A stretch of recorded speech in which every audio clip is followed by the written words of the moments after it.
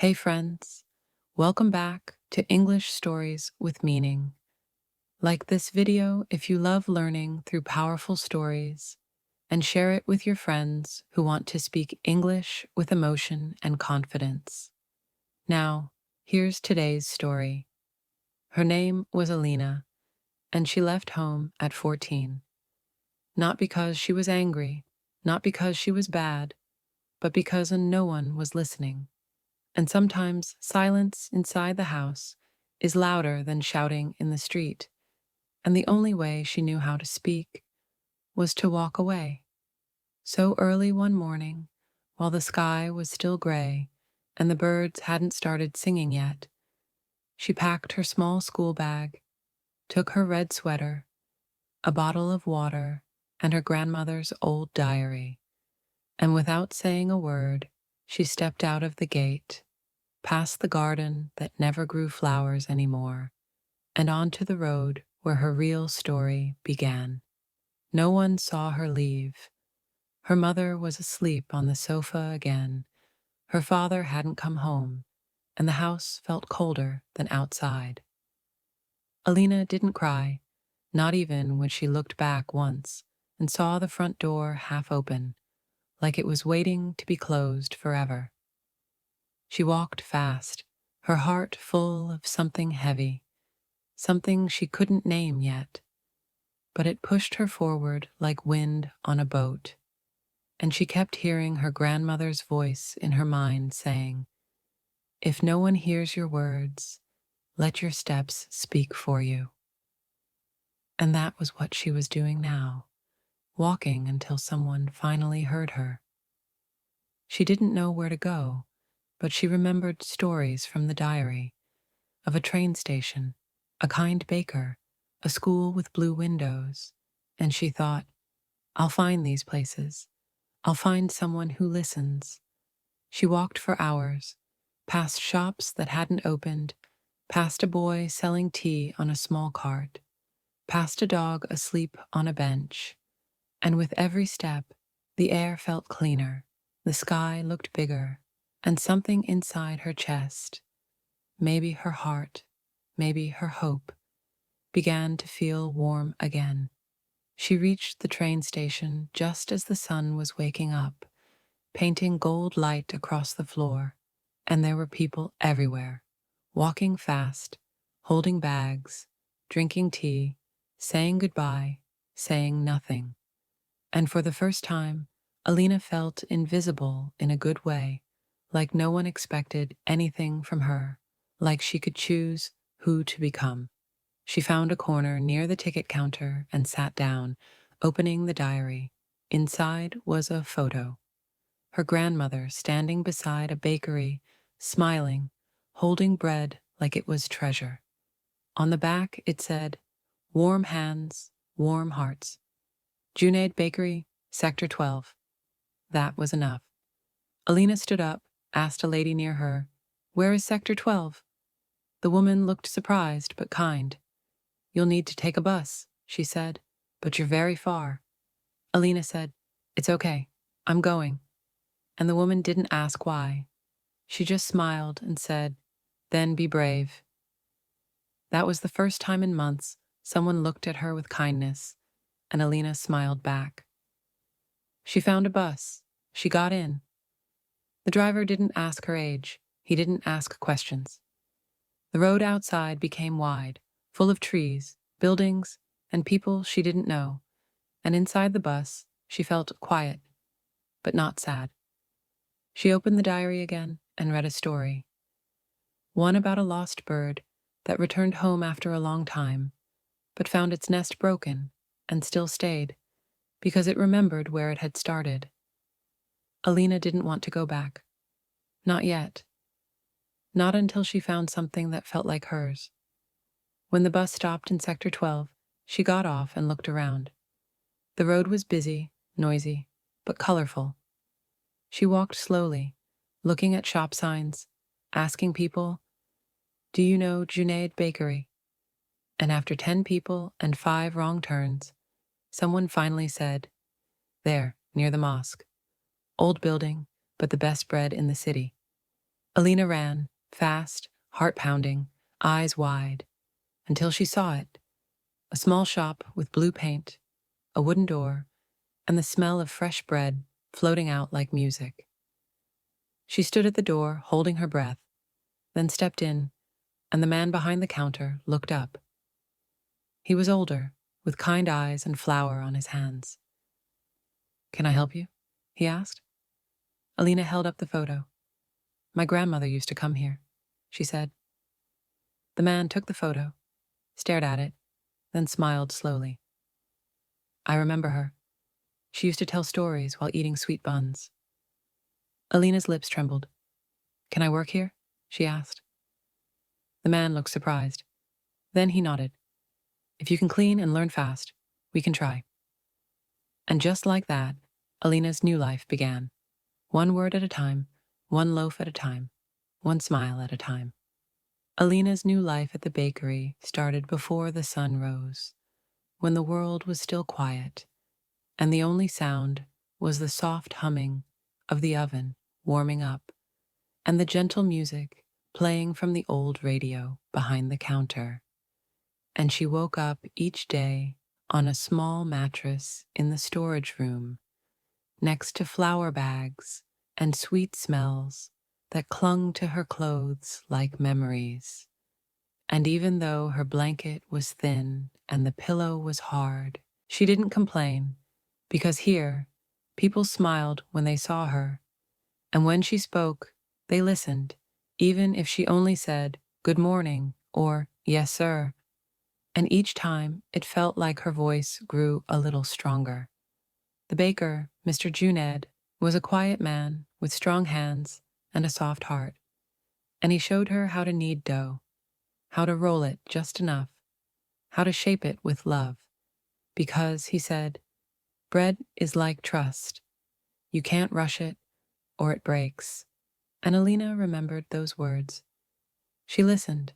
She watched. She worked hard. She burned her fingers once, spilled sugar twice, cried once alone in the back room when a customer shouted. But she never stopped trying. Slowly, the regular customers learned her name. They said, "Morning, Alina." And she would nod, shy but happy, like a flower opening under sunlight. One woman came every Friday with her little boy, who never smiled, but Alina began to save him the biggest cookie. And one day he whispered, "Thank you."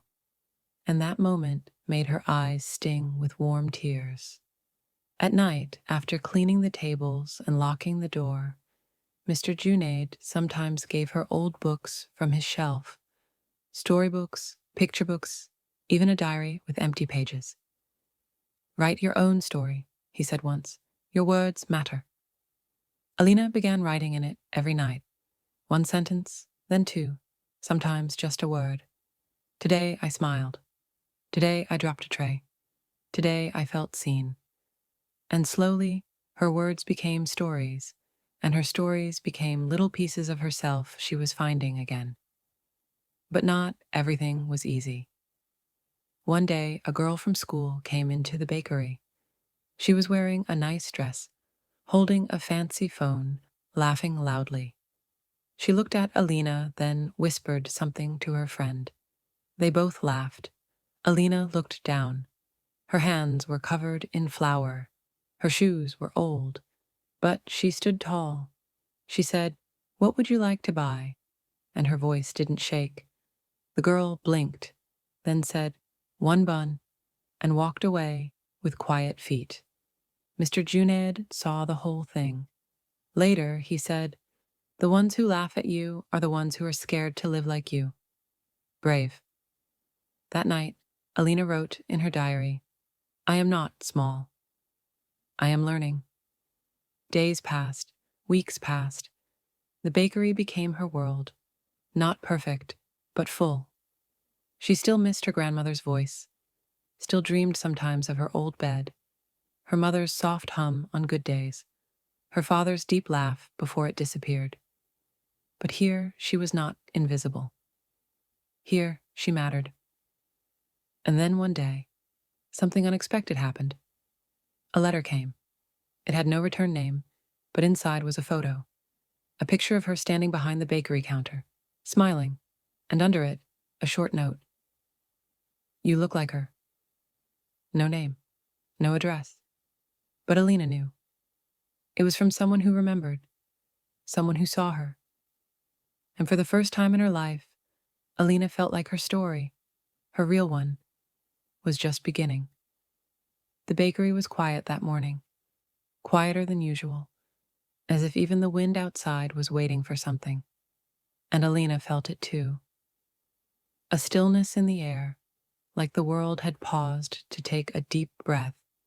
And as she wiped the glass counter, arranging cookies in neat rows, she looked at the clock for the third time in 10 minutes, though she didn't know why, until the door opened with a soft chime and a woman walked in, not like the usual customers who came for bread and left in a hurry, but slowly, like she had been walking a long time and didn't want to rush the end of her journey.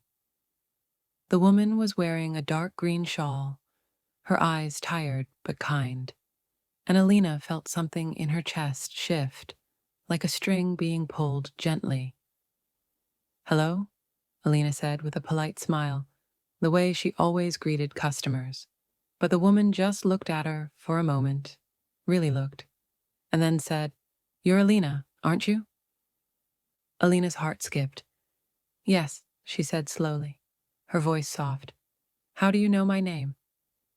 The woman reached into her bag and pulled out a photo. One Alina had never seen, but somehow knew. It was a picture of her, much younger, sitting on her grandmother's lap, both of them laughing, and the woman said, She was my sister. I'm your aunt, Amina. The name fell like rain on dry ground. Unexpected, shocking, soft, and overwhelming. Alina didn't know what to say.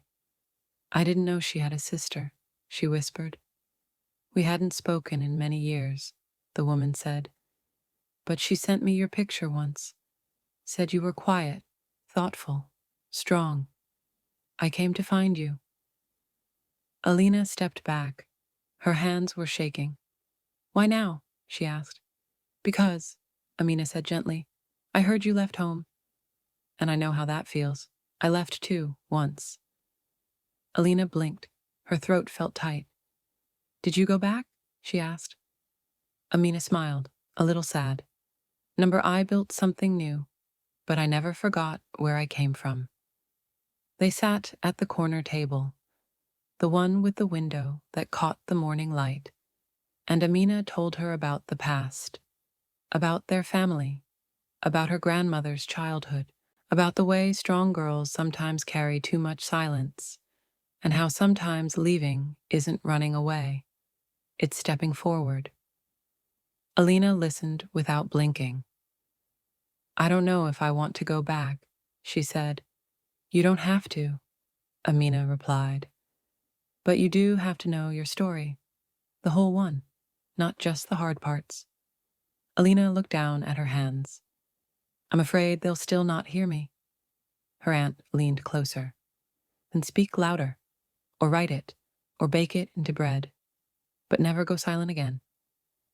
They sat in silence after that, a soft silence, full of weight and warmth. And when Amina stood to leave, she touched Alina's cheek and said, Come visit me sometime, or write. I'll always answer. And just like that, she was gone. The bakery door closed, and the quiet returned. But it was a new kind of quiet, the kind that holds peace instead of pain. That night, Alina wrote in her diary, Today I met someone who knew me before I knew myself. Today I learned my story is bigger than my silence.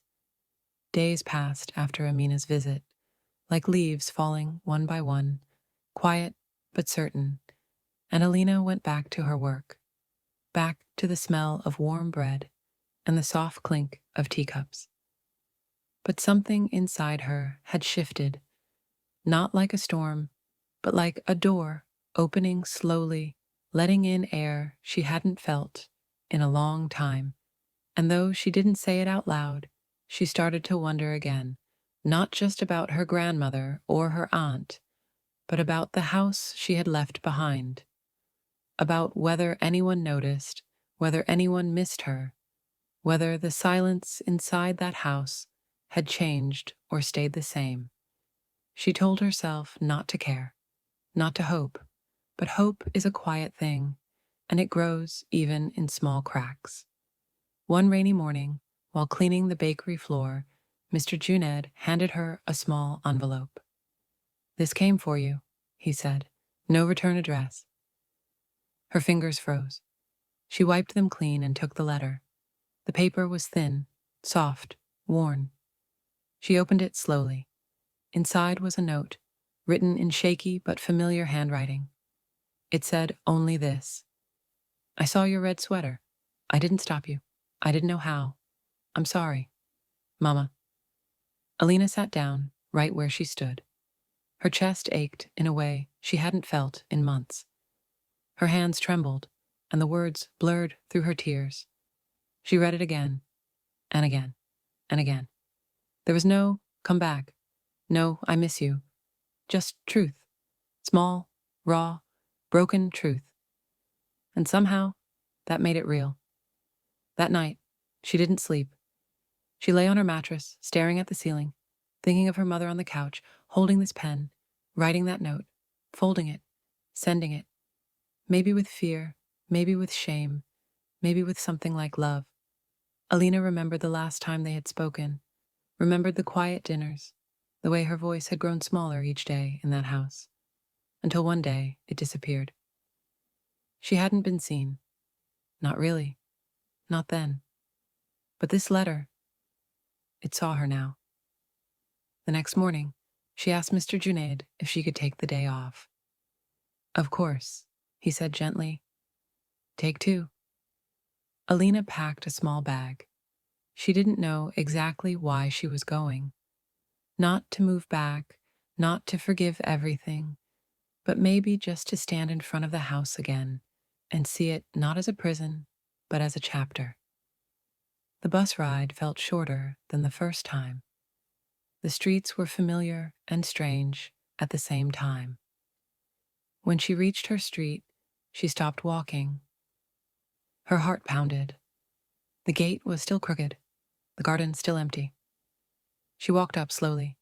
The door was closed this time. She knocked once. No answer. Then the door opened, and there she was. Her mother, older, tired, holding a teacup. And for a long moment, they just looked at each other. No shouting, no crying. Just two people standing on the edge of a truth that had waited too long. "You look taller," her mother said. "I bake bread now," Alina replied. "I wrote you a letter," her mother whispered. "I got it," Alina said. And that was it. For now. Enough. They stood in silence. This time, not heavy silence, but healing silence. The kind that says, "We might not have all the words yet, but we're trying." Alina didn't stay long that day. Just enough to sip half a cup of tea. Just enough to hear the clock ticking on the kitchen wall that hadn't worked in years.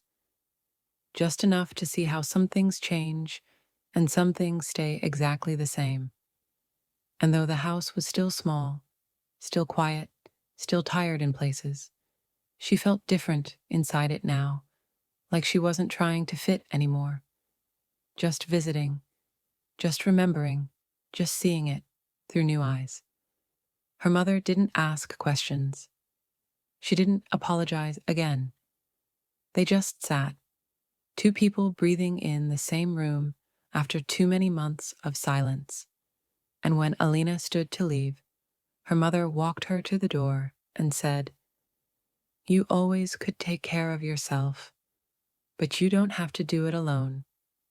And for the first time, Alina believed her. Still, she knew she wasn't ready to stay. Not yet. Not fully. The bakery had become her place. The smell of cinnamon, the rhythm of kneading dough, the tiny notes she left for herself behind the counter, like secret smiles.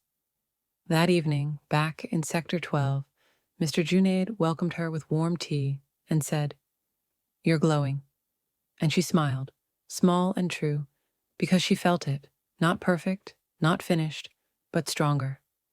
That night, she opened her diary and wrote, "Home is not just one place. Sometimes it's a few small ones stitched together."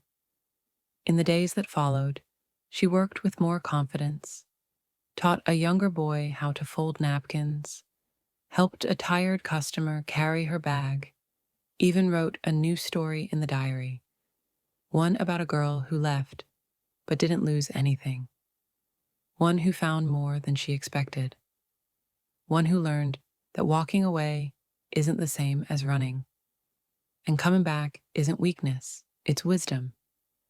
She started saving money. She visited her mother again, slowly, gently, no promises, just presence. They talked more each time, sometimes about bread, sometimes about nothing, but always about something, even if it wasn't spoken. One day her mother gave her a letter, an old one, from her grandmother, never opened. It said, "Dear Alina, one day you will walk far, and you will learn that your steps don't take you away from your story. They take you deeper into it. Keep walking." Alina folded the letter and kept it in her pocket. She touched it often, when she felt tired, when she missed home, when she doubted her choices. And every time it reminded her she was not lost, she was becoming. Time passed as it always does, soft and steady, like the smell of bread rising before morning, and Alina's days became full. Not perfect, not without small struggles, but full of color, kindness, and quiet courage. And every time she opened the bakery door, every time she smiled at a new customer or wrote a sentence in her diary, she felt herself growing, not taller, but stronger, like a tree with deep roots and open branches. And she no longer carried the same silence she once did, the one that made her run. Instead, she carried stories, and those stories became bridges. One day, Mr. Junaid told her the city library was looking for someone to read stories aloud to children. Alina hesitated at first, but then said yes. She picked her favorite one from her diary, about a red sweater, a gate, a bakery, and a letter. And she stood in front of 10 small faces and told her story in her soft, clear voice. And when she looked up, they were listening, really listening, and her heart felt full. A little girl came to her after and said, "I want to write a story too." And Alina smiled and said, "Start with something small. Even one sentence is a story." That night, she wrote, "I helped someone today find their voice." Over time, she visited her mother more. They didn't talk about the past much, but the space between them became softer. One evening, her mother gave her a small box. Inside was her grandmother's old ring and a note, "For the girl who knows when to leave and when to return." Alina held it tightly. She knew she wouldn't move back, but she also knew she had not lost her home. She had expanded it, grown beyond its walls, planted pieces of herself in many places. Now, when people ask her why she left home, she doesn't say, "Because I was sad," or "Because no one listened." She says, "Because I needed to find myself." And when they ask if she regrets it, she says, "No. I needed the silence to hear my own voice." The bakery is still there. The diary is full now, every page covered in thoughts, mistakes, dreams, little wins, big fears, and words that once felt too heavy to say out loud. And the girl who once whispered into her pillow now speaks into rooms, gently but bravely, because now she knows the truth. Leaving is not the end of the story. It's how new ones begin. Morale of the story is, sometimes, Walking away is how we find the place we belong. Sometimes, not being heard is what teaches us to speak louder and softer with love. And always, your story matters, even the quiet parts. Did Alina's story help you learn and feel something today? Then like this video, comment your favorite phrase, and share it with someone who needs to hear it. Subscribe to English Stories with Meaning for more powerful, easy to understand stories that teach English with heart. Watch next.